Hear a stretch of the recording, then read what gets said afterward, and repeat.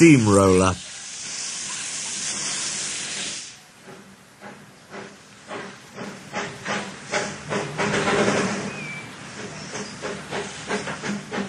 Sir Handel kept slipping between the rails, so they gave him new wheels with broad tyres. The other engines teased him. "Look at his steamroller wheels," they laughed. "You shut up," Sir Handel snorted. "You're jealous. My wheels are special, like Peter Sam's funnel. Now I'll go faster than any of you." "You'll never." The engines were surprised. Sir Handel's trains were usually late. Skarloey winked. "With your grand new wheels, Sir Handel," he said gravely, "you're just the engine to tackle George." "Who's George?" Sir Handel asked. While Sir Handel was in the shed waiting for his new wheels, workmen had come to widen the road which ran for a mile or two beside the railway. They pulled down the wall, and nothing now protected the line.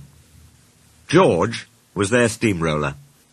He chuffered to and fro, making rude remarks when the engines passed.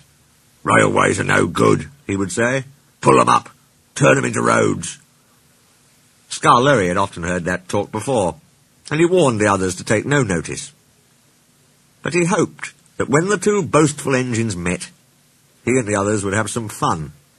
"Don't worry any more," said Sir Handel importantly, when they told him about George. "Leave him to me. I'll soon send him packing."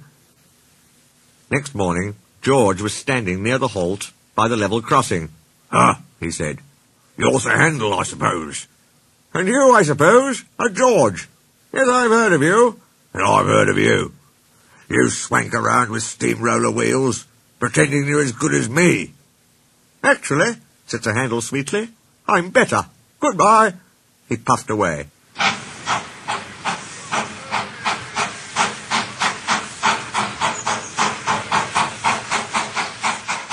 George chuffered, fuming.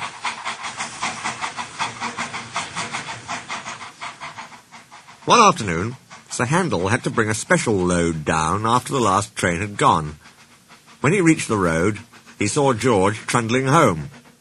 "Pip, pip, pip, pip." George took no notice. He trundled along close to the track. There was barely room to pass. "Pip, pip, pip, pip, pip, pip, pip, pip, pip." Sir Handel slowed and crept cautiously alongside. "Get out of my way, you great clumsy road hog," he hissed. "I don't move for imitation steamrollers," retorted George with spirit. They lumbered along side by side, exchanging insults.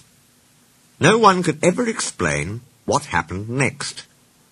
George's driver says he signalled for Sir Handel to stop. Sir Handel's driver says he signalled to George. There was a crash.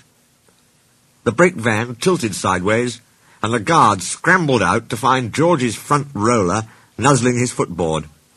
The two drivers were hotly arguing whose fault it was. A policeman strolled up in time to stop the argument turning to fisticuffs, and when Sir Handel's fireman came back with Rusty and Mr. Hugh, they all set to work clearing up the mess. Neither engine had been going fast enough to cause much damage, so Sir Handel was able to bring his train on when George had backed himself away.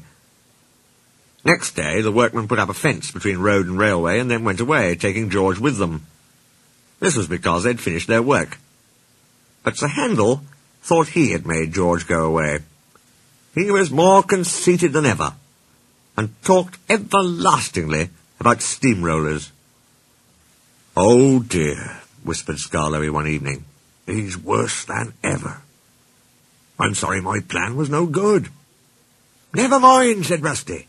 "We'll think of something else."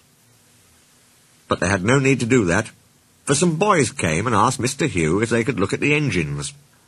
Almost at once one called out, "Look, here's Sir Handel. He raced a steamroller last week.